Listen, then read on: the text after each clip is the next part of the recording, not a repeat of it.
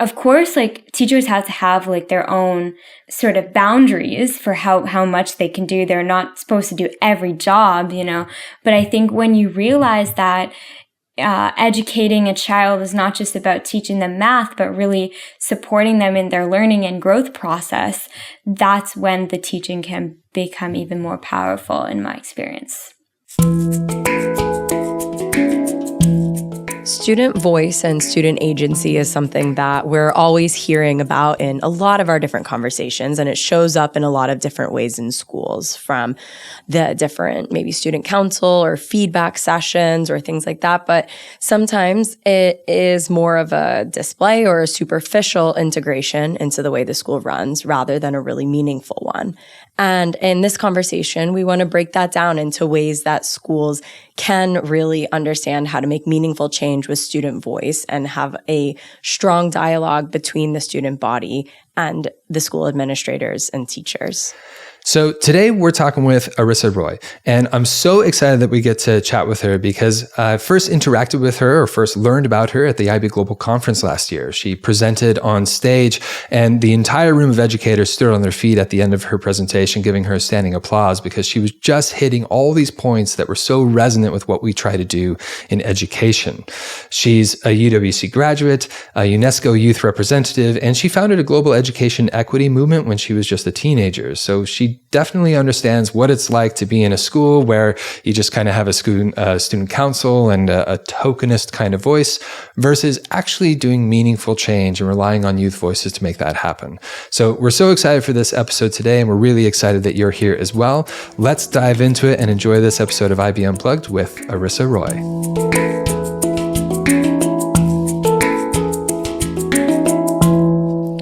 Hi, Arissa. Welcome to IB Unplugged. We're so glad you're here. Hi, John. Thank you so much for having me. Great to be here with you. Absolutely. We're looking forward to diving into a good conversation here, talking about kind of that gap between schools saying they value student voice and genuinely redesigning systems around that. But before we do that, we like to do a few warm-up questions, get to know you a little bit better. Sure. So I know that you founded Project Power Global at 14, that young of an age. And I'm just kind of interested, like, what sort of made you feel like, even at such a young age, I can change something, I can do something really meaningful? Yeah, I think that's a really important question, especially, because I think even today, a lot of young people are still told, like, you're not old enough, or you don't have the right tools, or you should just wait till like you're an adult or actually have like more money to do something. So very valid question. I would say, for me, what really pushed me to start Project Power Global, was I started it during like the first year of the pandemic. So, I was at home, but one thing that obviously, I think most of us were very aware of what was happening outside. And I was personally very inspired by the selflessness of all of our like frontline healthcare workers here in my city in Toronto, my mom being one of them. And so I really felt like, okay, if those people can go outside and, risk their own health and well-being to do good and help others, then why can't I sort of do something to advocate for a cause that I care about? And so that's kind of when I had the motivation and the strength to take the notebook that I wrote in like when I was 12 after my first trip to India, which is what really inspired me to start, advocating for more equitable access to education.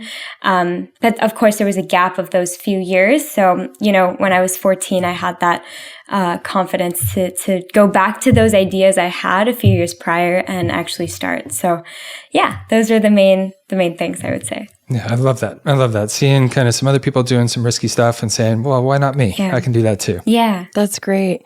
And then in a lot of your work, you talk about student voice, and that's really a theme that we're going to keep coming back to in this podcast episode. But for you, what do you think student voice looks like in a school that really gets it right versus maybe a school that thinks that they get it right? I think over the years, as someone who I would say I'm a very chatty person. I love talking. I love, asking questions.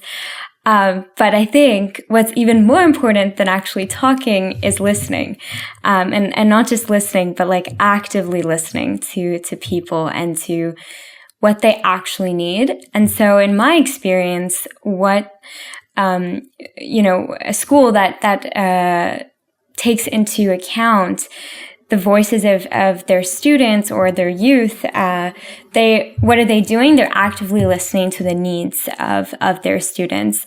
And I mean, I can give a personal example. So when I was at UWC, which stands for United World Colleges, which maybe we'll go into a bit more later, myself and a few of my peers, we really had seen a gap in our community where, while we were there for the 2 years, there was so much happening around the world, from conflicts to war. Many different political issues had come up or not come up, but even just gotten worse while we were there. And we didn't know how to really talk about it with our peers because we didn't want to ask the wrong question, right? So, what we did was we proposed to our school, like, can we start something called the Peace Council, where we basically just set up a space for ourselves and our peers to learn how to talk, how to ask those questions without maybe offending our friends. Because the reality was, for those 2 years, we were surrounded by people from over 80 countries. And so, most of the conflicts we were seeing around the world, we knew someone from that place who maybe had ties or who had connections, and of course, had more of a personal relation to something. So, and my school ultimately said, let's do it. Let's set this up. So I feel like that was an example of what real support looks like for youth. And I would encourage educators and schools to do that more, to basically say hey, what do you actually need? And not just set up groups that they feel the students need, because also our needs change really fast, especially in today's world. Yeah, that's such an interesting example because it's something that John and I have talked about quite a bit. We did another podcast episode with somebody about national identities, and that was something that John was saying was happening at his school, where there'd be people from multiple countries that were facing conflicts. And I think this is also maybe a bit of a realization afterwards that it was never part of the conversation from us of the kind of student up perspective, but it was talking about how do we train our teachers to have these conversations? But I don't remember if we talked about how to train the students to ask the right questions, because we were saying even the teachers didn't even know how to do this. So I do love that initiative as an example. Yeah. What I'm really inspired by with that is that you obviously had a good inspiration of something you really wanted to bring to the table. And I think, I'm in a bit of a leadership role at my school. And so sometimes I'll have this opportunity where students will come and want to ask me about bringing something up. But it really kind of that's a great idea that you've got there. And I'm wondering kind of where that came from. And I guess to what extent did your teachers cultivate that, or maybe make you feel genuinely heard, this is a valuable thing and let's cultivate that out? Or was it just sort of purely you and your peers saying, we need this and it's a gap here? How did that kind of come about? You mean the Peace Council? What was the main driving force for that? Yeah. For example. Okay. Yeah. When I tell the story of how and why we set up the Peace Council, it always comes back to a very personal thing that happened where of course, we all probably know what happened in October 2023 when the Israel and Palestine situation escalated significantly.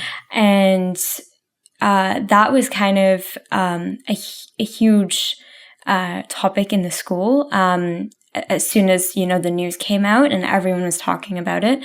And at the time and now still, two of my best friends from UWC, one of them is from Israel, one of them is from Gaza, from Palestine. And, that was super different for me in terms of what I experienced, when those news stories first came out, because I, of course, went to check in with both of my friends, and it was almost as if I was hearing the same story, but from like the other, like they were victimizing themselves, or like they were switching who's the victim, who's actually creating the problem. So it was very interesting because it was like legitimately word for word the same story, just the sides flipped. And so that was a moment of like what? Like, because I care about my two friends, but like what is actually happening? And then I have my own personal opinion, and then I have the opinion of my family and the news here in Canada. And it's like all these things. And of course, like I've done my own research historically on things. So it's like all these perspectives kind of brewing at the same time, and you just don't know what to think. And then I also realized that most of us at the school had the same sort of like reality, right? We wanted to check in with our friends, but we didn't know how to say that. Both my friends lost loved ones over the last few years in their immediate family or extended family and friends. So both of them were dealing with grief in some way or another. And of course, like I'm not here to talk about the political issue and like that specific conflict, but I think it's an example of how, there can be multiple perspectives, and you have to learn how to make space to listen, because I think listening is the first step for peace building, right? And so that's kind of where we saw a gap in the school. There wasn't really a space for that to happen in a safe and like maybe even supported environment. So that's kind of why we proposed it, myself and two other friends. One of the friends was my Israeli friend, actually. So, so he was part of that. And of course, we had sessions where we would have, presentations. And whenever we would talk about a conflict, we would make sure that there was both perspectives or all perspectives represented, however many we could. And then in terms of your question about like the teachers, what I found really beautiful is that, first of all, most if not all teachers were very supportive of the idea. And, when we first started the council, whenever we would do a session, even though it would be at like 7:00 at night, which might seem bizarre, like for a day school, but at a UWC, like it's sort of like a life, right? So it's like a community. So, we would do sessions at night. And even though it's after hours, technically, our teachers would still show up, for the community. And I think that was very helpful and very powerful to see.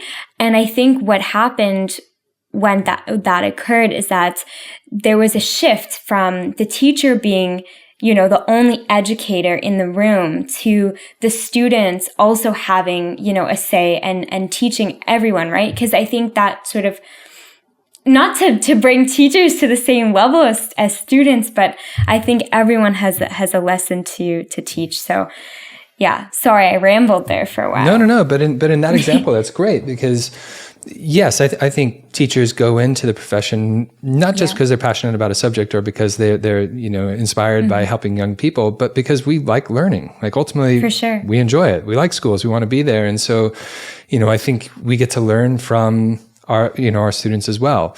So I think that's a really powerful thing. I'm glad you brought that out. So this actually lends itself really well to what we're talking about today. And let's get into kind of this first segment because there's an element of tokenism, right? Where a school is saying like, oh, we definitely want to hear what students have to say. We want your perspective, but then the action is kind of lacking a little bit. Yeah. What does it take to go from like inviting young people to speak versus inviting young people to build? Like what you just gave as an example, you were building something useful there. What does it take? How do we bridge that divide? Well, thanks for the question. I think we don't ask that enough. And I think sometimes there's just an assumption that as long as young people are in the room, then we're fine. Like then we've heard them, that's it, right? Yeah. So thanks.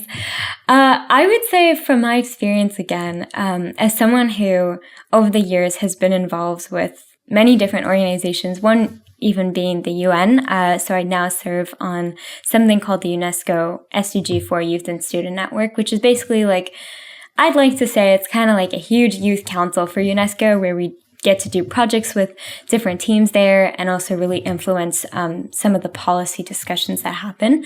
And so, yeah, I would say the three main things to sort of go away from tokenism to more inclusivity, to more equity for youth is, number one, building sort of a sustainable pathway for young people to be involved. So not just having, one or two conversations or one conference or one of this, building real positions for young people in spaces that are permanent, that have the same sort of level of power, I would say, as any other player or person on a certain board, right? And but what comes with that is obviously the equity piece, because if you're inviting a young person, they might not have as much expertise or experience and might not have as much knowledge in how a certain space works. And I can give you an example. My first time at the UN, I was like 15 or 16. I was really overwhelmed. It was really scary to be there. And, because even just the language that is used in the room, sometimes as a 15-year-old, you don't know all the terms and all the words and all the lingo and all that. So it's how do you show up for young people so that they can be successful in those spaces? So that's kind of the equity piece. So what does that look like? It looks like having, support materials to teach young people, so that they can learn those skills before inviting them into a space, so that they're prepared to actually share ideas and to contribute meaningfully to the discussion. I think it also looks like offering help and that sort of mentorship, but not just from an adult to the youth, but also vice versa, like a intergenerational sort of support system that you can build. And the third, I would say, is just, making sure that the young people feel like they have the support that they need. If they don't feel welcome in this space, how do you actually ask for help? I think asking for help can be really hard. So that was the equity piece. I know I was going to say a few other things, but I think I covered most of what I wanted to say in terms of the tokenism. Sustainable system that goes on. It's like a proper position. The equity in terms of access to knowledge, access to terminology, being ready for that kind of thing. And then, support. Making sure that you're comfortable enough to be heard or to offer that support in case things get a little bit tricky. So tokenism is an area of education which has been discussed and evaluated for some time.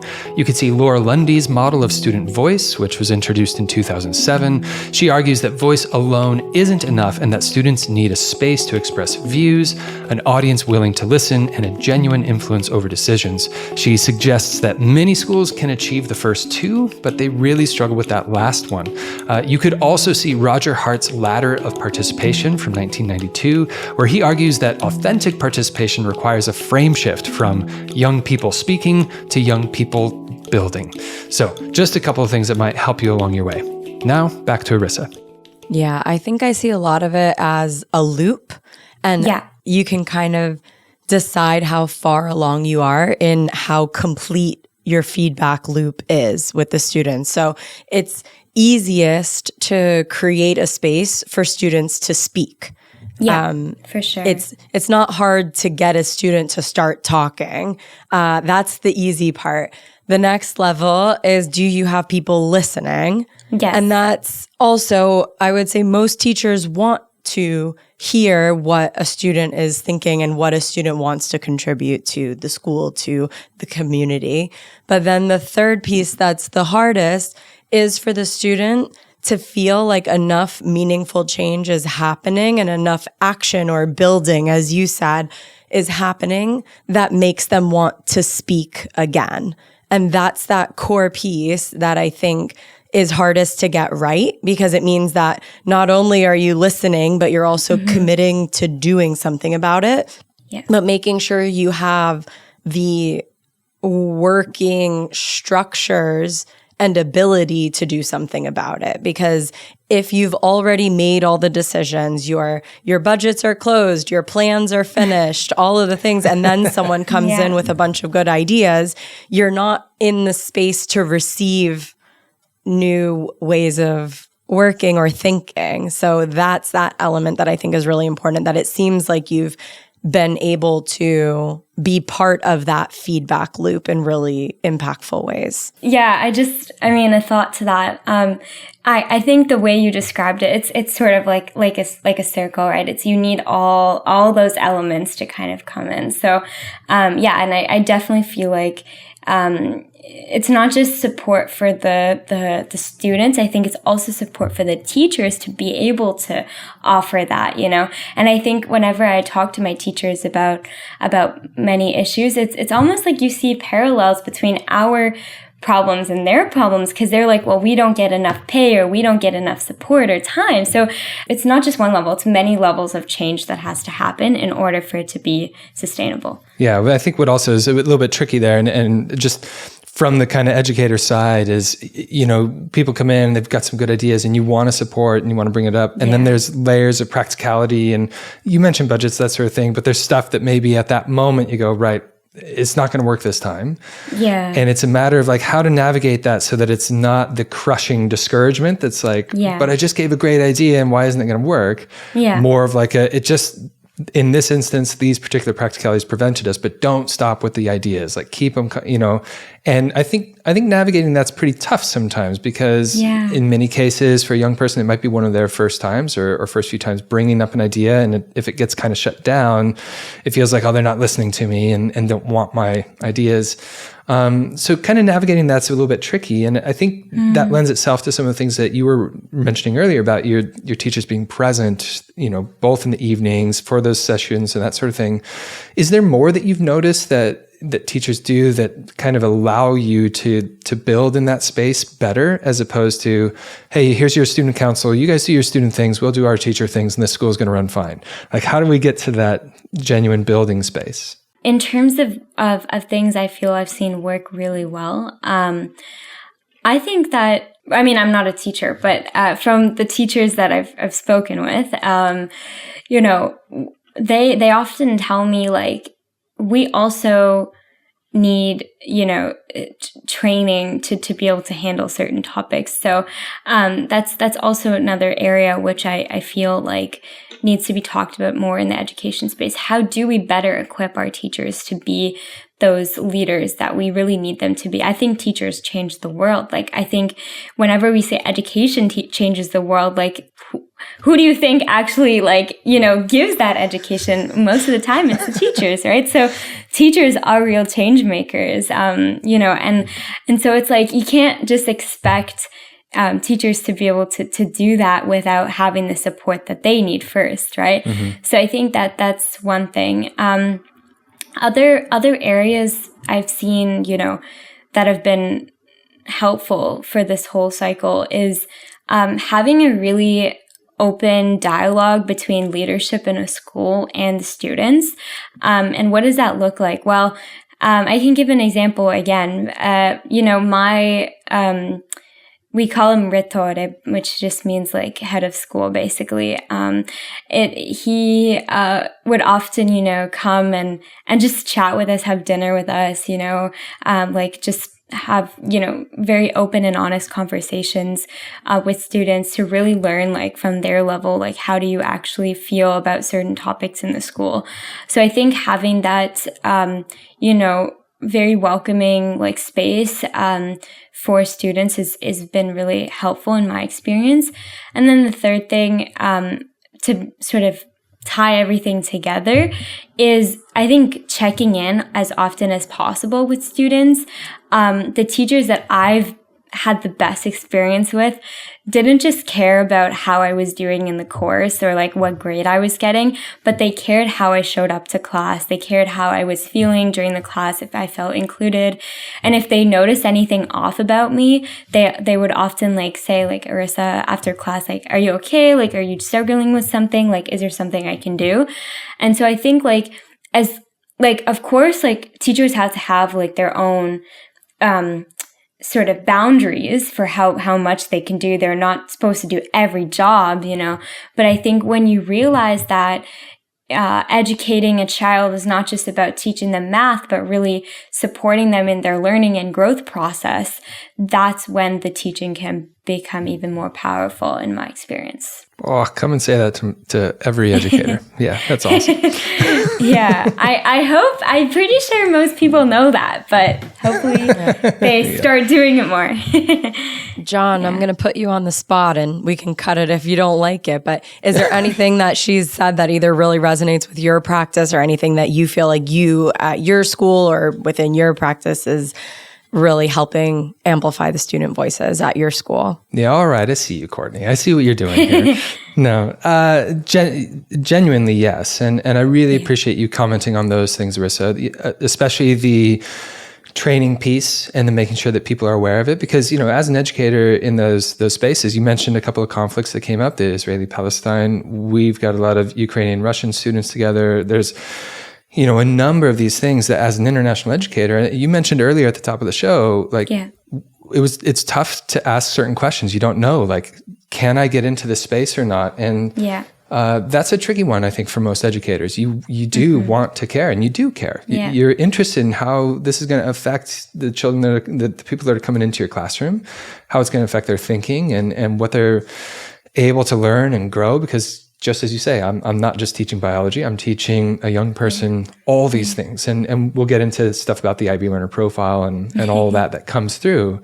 Yeah. But part of that includes a genuine relationship. And so you build that relationship through, as you say, those sort of passing conversations. Maybe it's, I go to the boarding house and have dinner in the evening, or we have a quick catch up in between lessons or something like that. And you're building that relationship. And naturally, if you've got a student who's, their family has members on the front line, you want to ask and you want to know. And so, yes, training that, but along with that is exactly what you just said, is that genuine care and that genuine relationship building. So I absolutely agree with the things that you're saying. And I hope that most of our listeners right now are taking that too and just going, I am not just teaching my subject. I'm teaching a young person, and interacting with that young person means that I need to know them better. And the better I know them, the better we can go. So, right. Yeah. Yes. Thanks for my soapbox moment there, Courtney. You're welcome. And with that, we're moving to our next segment. So, no, I do think that there's something to be said about the system in place also guides a lot of these things and how much teachers are enabled to have this way of working with their students. And I was listening to your TEDx talk, and one of the things that you were arguing about was the way that subjects are taught need to fundamentally change. And while I would love to hear you do your TEDx talk again, I won't do that. But what do you think is one of the most urgent shifts that you would call for? There's so many, but I would say one that's been on my mind lately is, and it might be a shock to you, John, but I'm going to be so brave and say it.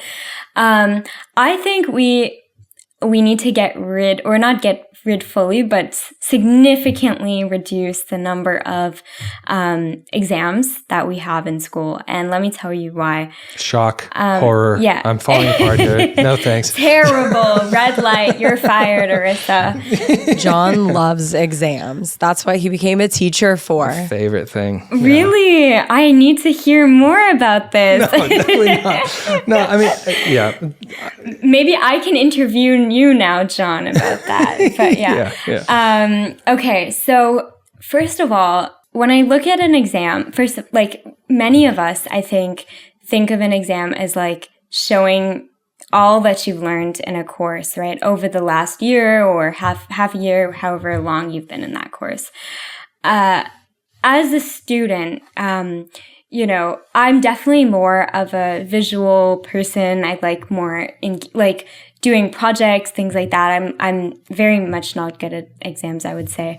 And so obviously I'm biased with this comment, but when I look at, sort of what education is supposed to do and looking at the fundamental purpose of school, for example, it is, educating a young person, teaching a young person a skill, a lesson, a topic, anything like that, biology maybe.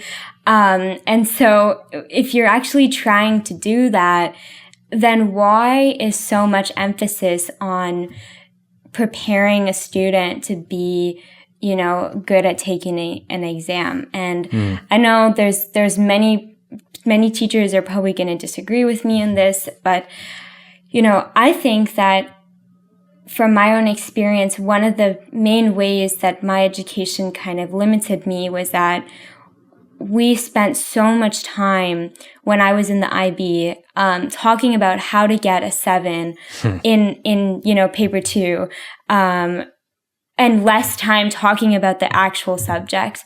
And that really, worried me and stressed me out. And not just me, but most of my peers too had that same opinion, that why are we spending so much time doing practice problems to know how to get the most points in the IB?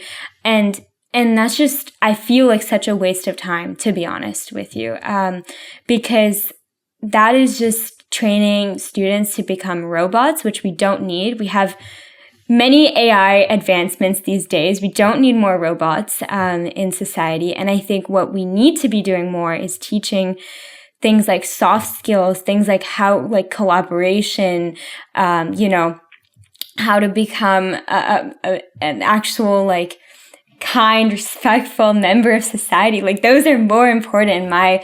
Things like financial literacy, how do you eat, those are topics that we don't talk about, whereas we spend so much time prepping for exams. And I know that this is so much easier said than done. And it's not just about, the IB changing or the whole high school or middle school or elementary school system changing. These changes are also not happening or a lot slower because it's a whole system, right? It's university level, because unfortunately today, and I can even share a personal example about it, universities, they still judge you heavily, if not 100% on your grades. And, I shared this at the IB conference, and I'm okay talking about it now as well. I did not end up with a good IB score at all.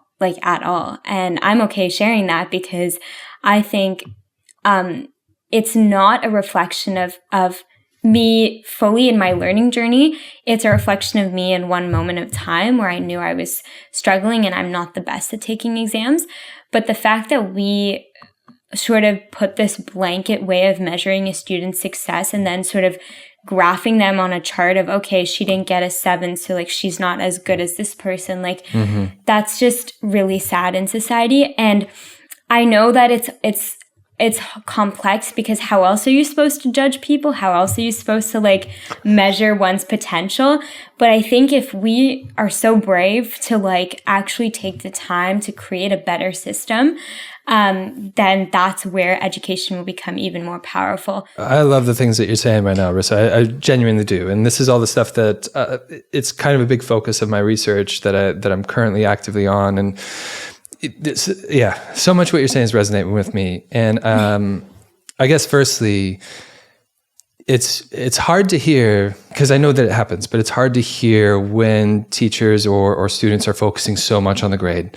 This is what you need to do to get that mark. This is what you need to do to perform better. Here's how you write so the examiner understands it, that sort of thing. Because just as you've said, we're here to develop a passion in a particular subject. We're here to widen an understanding of this idea and how it connects to all the other bits. And what you mentioned with that genuine development of soft skills, the things like international mindedness or aspects of learner profile, like how to be more caring, how to inquire about real things, more knowledgeable, and all that stuff matters a lot. Yeah. And the thing I love about what you said is there's a societal piece there too. I don't think it's just the IB, and I don't think it's your teachers or what you've experienced coming up and parents. It's this wide, big thing that right now we're comfortable with it because the valuable currency that we use up until somebody's 25 is grades. But there's way more that we can be getting into. And I actually have a lot of respect for the IB for aiming to push that needle, because if you look into other systems, A-levels, Matura, AP, etc., there's not quite the explicit focus on international mindedness, IB learner profile, that sort of stuff. Those skills that you've just identified are really important. So I'm wondering, when we talk about the IB values, international mindedness, inquiry-based learning, things like being, more caring, more inquiring, that sort of thing. Yeah. If we're trying to build up student agency, yeah. how does a focus on those IB Learner Profile attributes support student agency more differently or better than a focus on grades?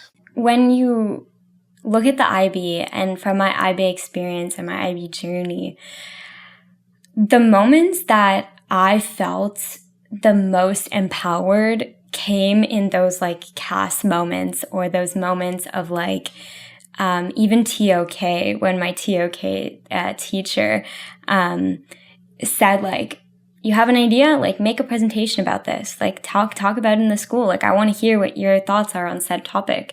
I think what is really great about the IB, as much as I, criticize a lot, there are very amazing things about it.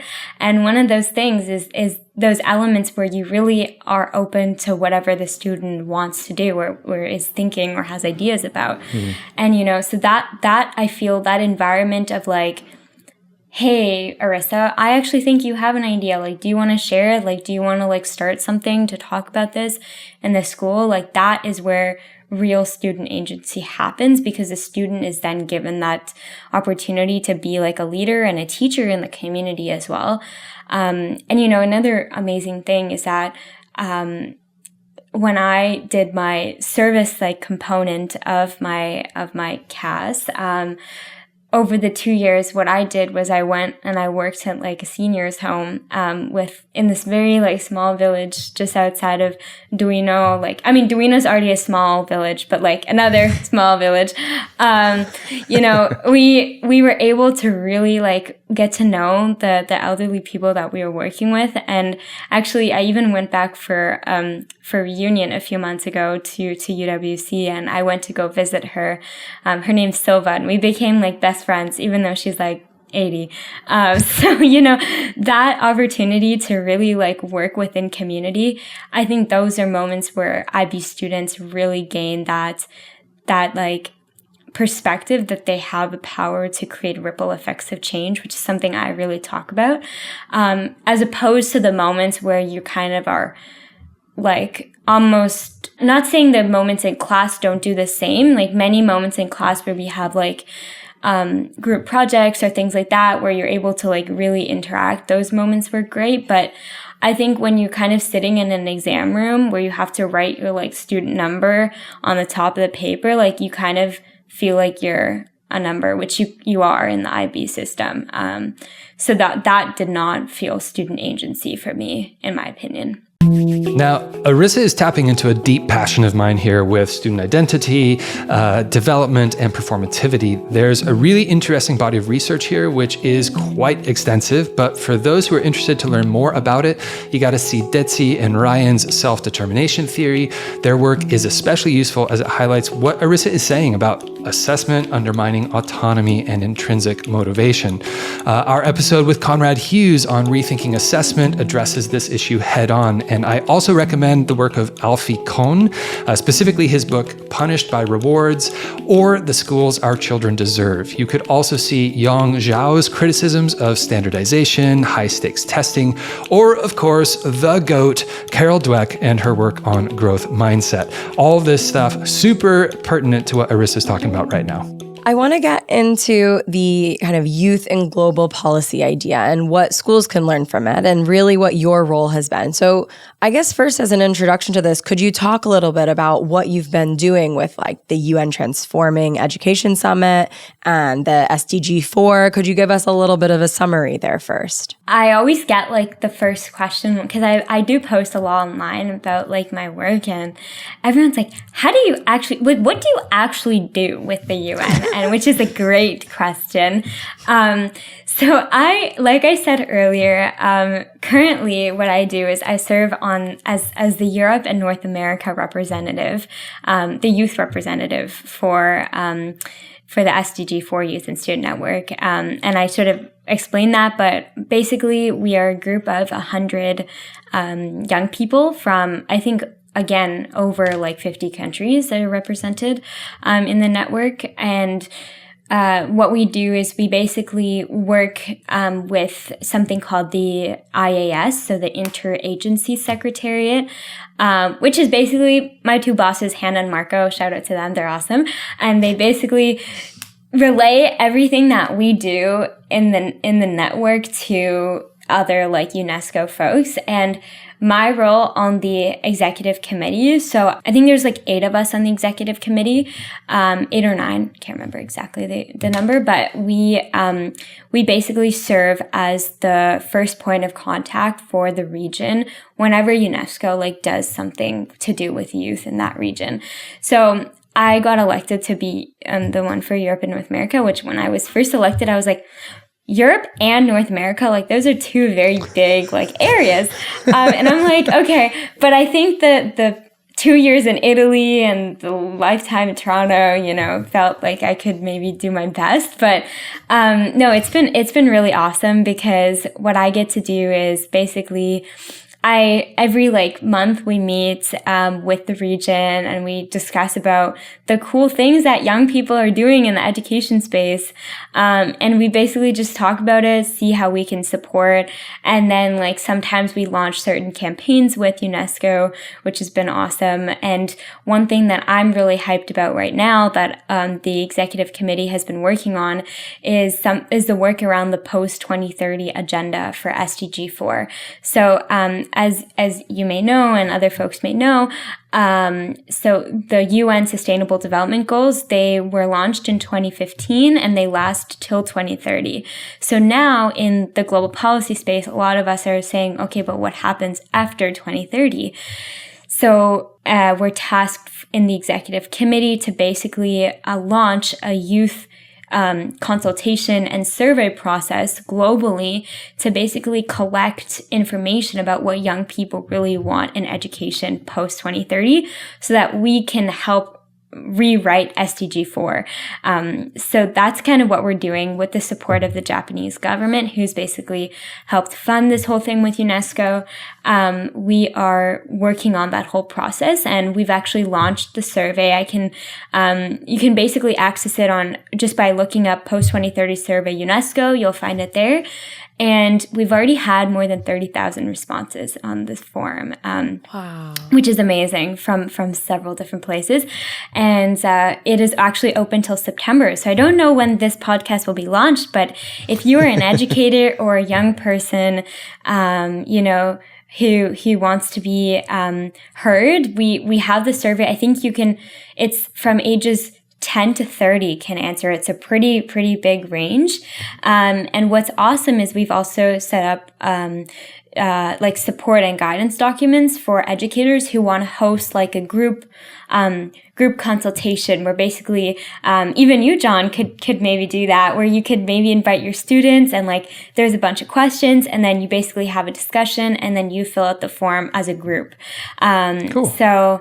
So yeah, but that's something that we've been working on, and in October we will all meet and basically consolidate the answers and write the youth proposal, I guess, for the new SDG 4. Have you been able to look at any of the responses yet? Unfortunately not. Unfortunately, they have not shared that with us, but we have gotten sort of like an overview of what young people have said from our bosses. And the main 3 things were 1, more mental health education in our systems, which is really been a big topic, I think, this year for young people. Mm-hmm. How do you actually create this safe, inclusive spaces for young people to feel like they belong and feel like they have the sort of mental health support that they need?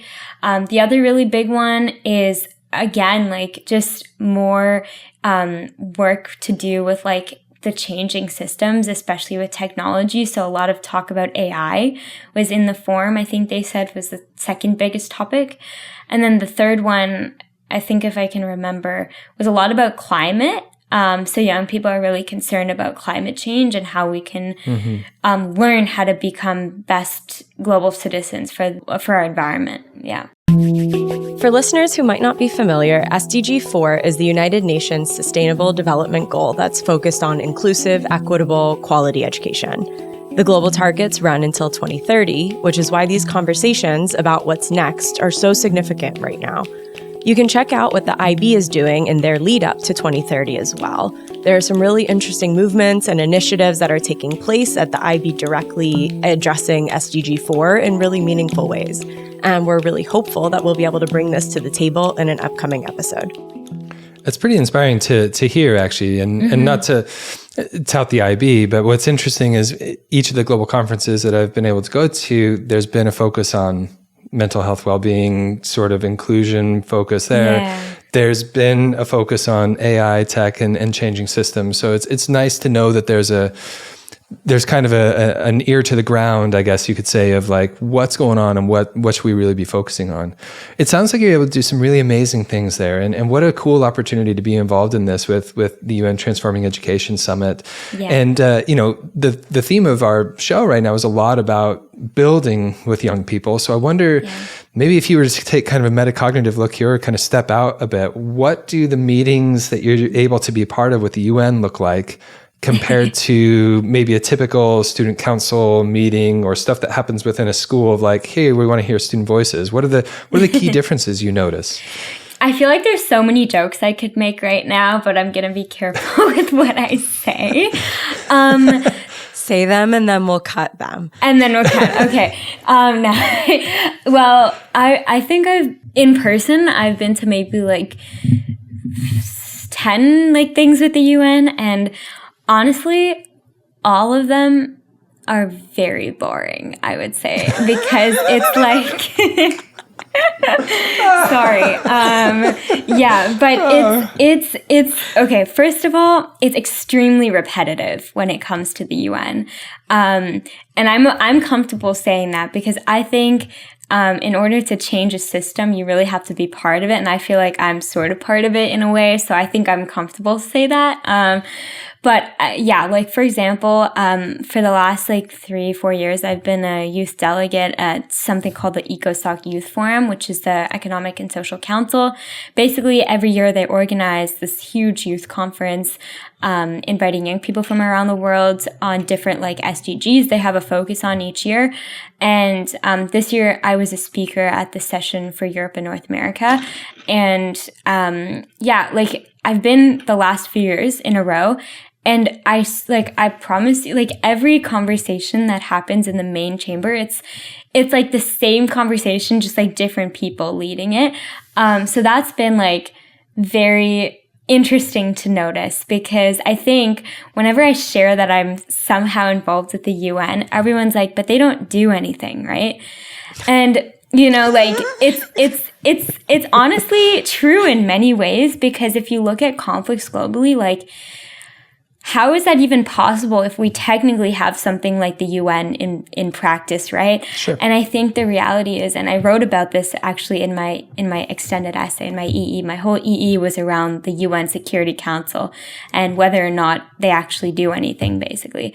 And the reality is the strongest body in the UN is a Security Council, but in that council, they have something called veto power, which of course, most people know, but it's basically veto power is given to the P5, and like countries like the US and China, I'm pretty sure, Russia. And basically what happens is whenever there's a resolution that needs to be voted upon in the Security Council, and there's been several resolutions on many different topics, but what happens is there's voting. But if you're a P5, if you're one of those people with veto power, even if everyone else says yes, but you're the only person that says no, then like the resolution, nothing happens. Like it's just gone. Like everyone says no.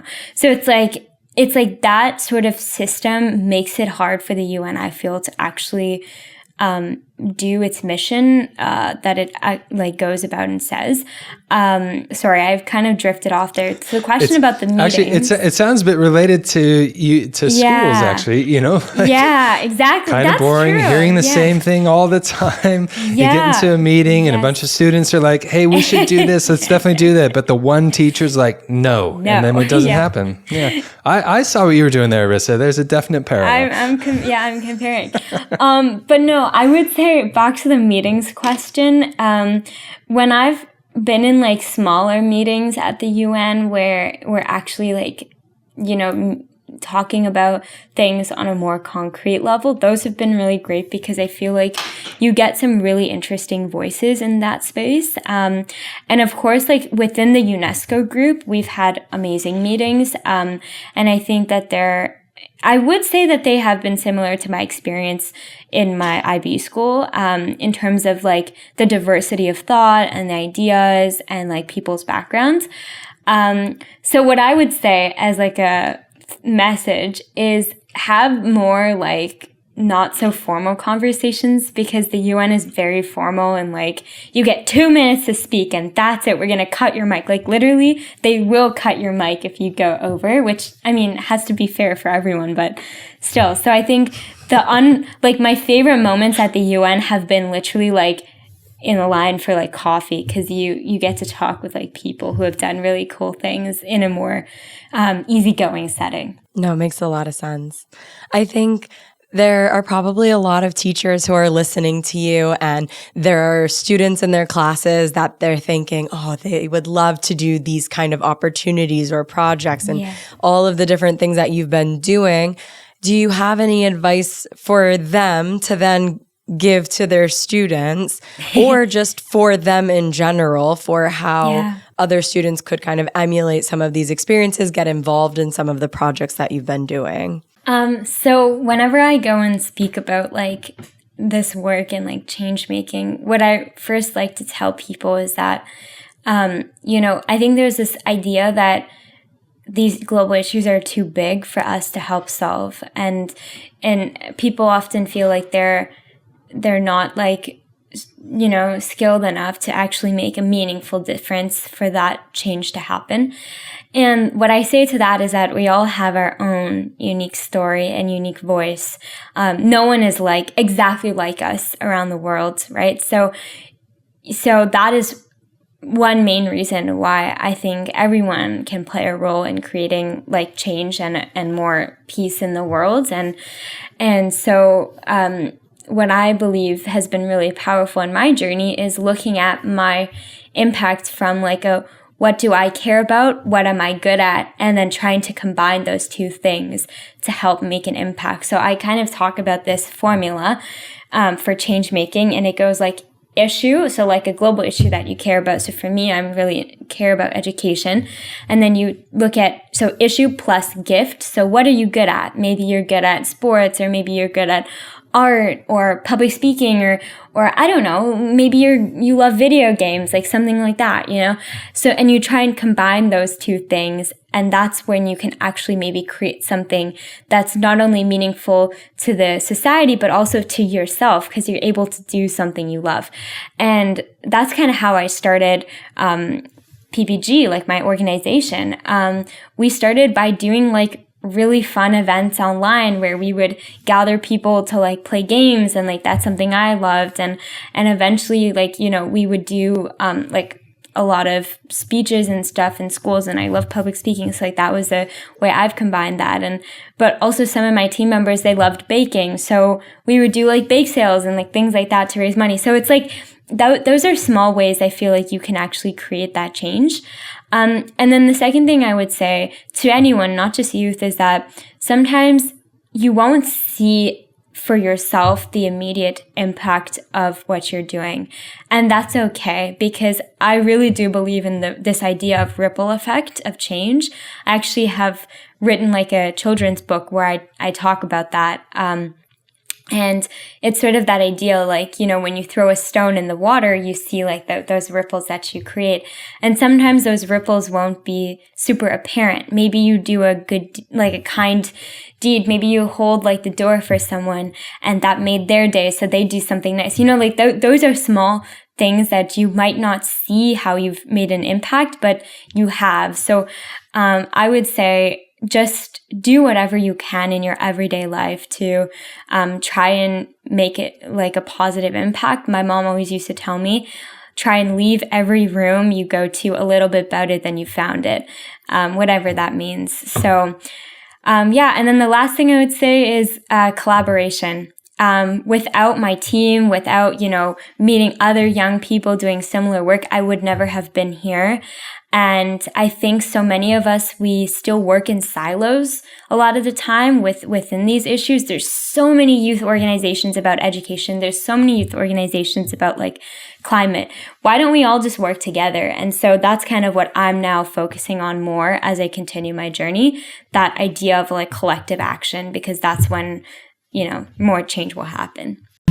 So Arissa's brought up some great points, and I know for me, as an educational leader in a school, there are multiple other factors to include, which may not be so evident to other stakeholders. And there's issues, of course, like safeguarding concerns, legal responsibilities, governance structures, or budget realities, competing stakeholder demands, etc. So if you are a school leader genuinely wanting to increase student agency, but you're facing constraints around budgets, policy requirements, safeguarding, accountability, consider Lundy's model of student voice, or the OECD Learning Compass from 2030, or Mitra's 2008 book titled Student Voice in School Reform.